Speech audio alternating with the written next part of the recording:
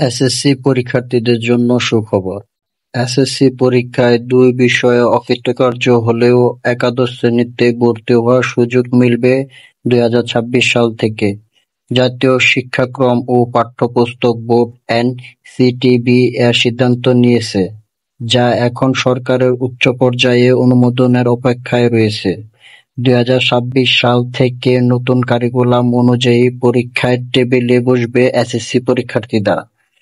এই ব্যাচ থেকে মিলবে এই সুবিধা। তবে পরবর্তী ২ বছরের মধ্যে ফেল করা বিষয়ে পাস করে এইচএসসি পরীক্ষায় অংশগ্রহণ নিতে হবে।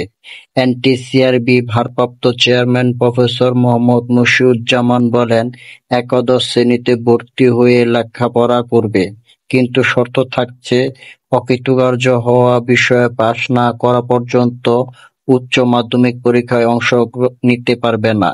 শ্রেণী কার্যক্রমে অংশ নিয়েছে কি না এবং আচরণ কেমন ছিল এসব বিষয়ও দেখা হবে।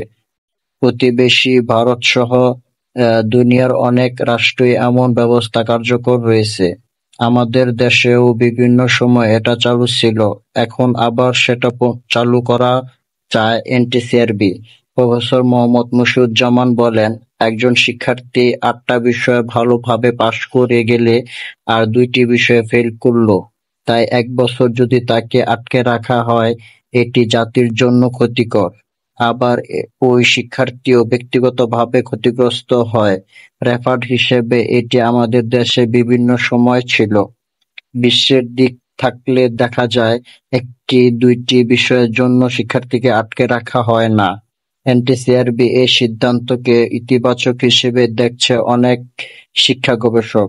বলছে ২ বিষয় পরিবর্তে ১ বিষয়ে অকৃতকার্যদের জন্য সুযোগ দেওয়া বাস্তবসম্মত হবে। ঢাকা বিশ্ববিদ্যালয়ের শিক্ষা ও গবেষণা ইনস্টিটিউটের অধ্যাপক নূরে আলম সিদ্দিকী বলেন, মানবিক দৃষ্টিকোণ থেকে যদি দেখি, এক্ষেত্রে আগানো যেতে পারে।